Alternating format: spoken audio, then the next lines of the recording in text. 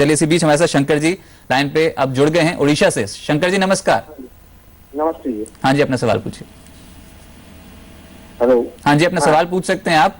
UTI energy, हमारा जो HDFC infra. Energy sector में हाँ जी, जो हमारा ये निवेश किया है हाँ और जी। एक एचडीएफसी इंफ्रास्ट्रक्चर में है। ठीक है। तो हम अब क्या करेंगे? तो 5 साल से हो गया, तो हम उसको क्या करके करेंगे? अच्छा, रिटर्न्स चेक किया आपने? नेगेटिव रिटर्न्स मिल रहे हैं आपके पोर्टफोलियो में इन दोनों फंड्स में? हाँ, नेगेटिव रिटर्न किया है। ठीक है हर्ष जी, ये जो दो फंड्स उन्होंने बताया यूटीआई एनर्जी और एचडीएफसी इंफ्रा, हालांकि अगर पिछले कुछ सालों का 5 साल का ट्रैक रिकॉर्ड देखें तो कुछ पॉजिटिव रिटर्न्स तो हैं, पर इनका कहना यह है कि इनके पोर्टफोलियो में नेगेटिव रिटर्न्स हैं और दोनों ही सेक्टर अंडर परफॉर्मेंस की चपेट में ऐसे में बाजार पे। क्या करें इन दोनों फंड्स पे और सेक्टोरल फंड्स पे अप्रोच कैसे रखनी चाहिए और कुछ बेहतर फंड्स जो इनके पोर्टफोलियो में इनको बता पाए। 2 लाख निवेश किए थे पर घाटा हो रहा है। तो एक तो मेरे ख्याल से शंकर जी, आपकी उम्र कितनी है? शंकर जी, अगर आपको आवाज आ रही है तो आपकी उम्र जानना चाहेंगे, कितनी उम्र है आपकी? 60 साल है। हर्ष जी 60 इयर्स और एलोकेशन सेक्टोरल फंड्स में है तो अप्रोच बिल्कुल ही गलत होगी। आप क्या कहेंगे? आप बिल्कुल बहुत ही रिस्की बेट आपने लिया था शंकर जी, और ऑब्वियसली ये बेट आपके लिए काम नहीं कर पाया। तो मैं एटलीस्ट आशा करता हूं कि ये एक छोटा सा पार्ट है आपके ओवरऑल, जितना भी आपके पास पोर्टफोलियो होगा उसका एक छोटा हिस्सा ये है, क्योंकि अगर बड़ा हिस्सा है तो आपने अलोकेट करते समय गलती कर दी। इतनी रिस्की बेट आपको नहीं लेनी चाहिए थी।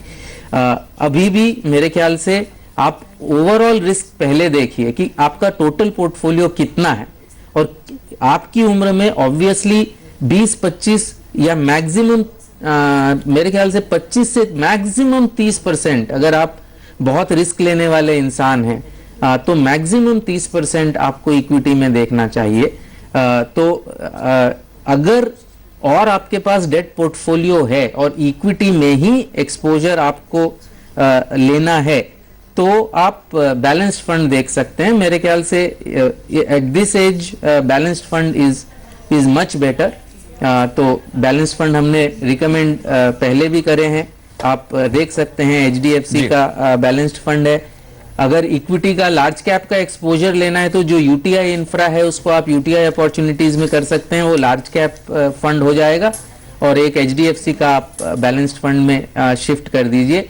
आपका फंड हाउस भी सेम रहेगा और आपकी रिस्क रिलेटिवली कम हो जाएगी। लेकिन एक चीज का ध्यान रखिएगा, ओवरऑल डेट का ज्यादा मात्रा आपके पोर्टफोलियो में होना चाहिए। जी हर्ष जी, पर बाजार पे जिस तरीके की तेजी है, हालांकि माहौल जो है वो इस समय चुनाव से रिलेटेड है तो बाजार इसमें थोड़ा पैनिक महसूस करेगा, कुछ आने वाले समय के लिए वोलेटिलिटी बढ़ सकती है। पर जो अभी निवेश करना चाहें फ्रेश इन्वेस्टमेंट्स के तौर पर भी, या फिर कोई ऐसा बेहतर फंड जिसपे आप एडवाइस कर सकते हैं, क्या वो लार्ज कैप कैटेगरी से होगा या फिर मिड कैप कैटेगरी से? कौन से फंड पे एडवाइस करेंगे आप? अगर इक्विटी की हम बात करें तो लंबा नजरिया होना चाहिए और रिस्क को हमेशा बैलेंस करने के लिए सिस्टमैटिकली इन्वेस्ट करना चाहिए। बाजार तो ऊपर नीचे शॉर्ट टर्म में होते रहेगा, चुनाव आएंगे और कोई दिक्कत आएगी, कुछ ना कुछ प्रॉब्लम्स होती रहेंगी, लेकिन ऑन द लॉन्ग टर्म अगर आपने 10 साल तक कंटिन्यूअसली सिस्टमैटिक अच्छे फंड में इन्वेस्ट किया है तो आपको डबल डिजिट रिटर्न कम से कम मिला है। तो मेरे ख्याल से डिपेंडिंग ऑन रिस्क प्रोफाइल, अगर 10 साल का नजरिया है तो सिस्टमैटिकली हर मंथली सिप के जरिए आप लार्ज कैप फंड में कर सकते हैं।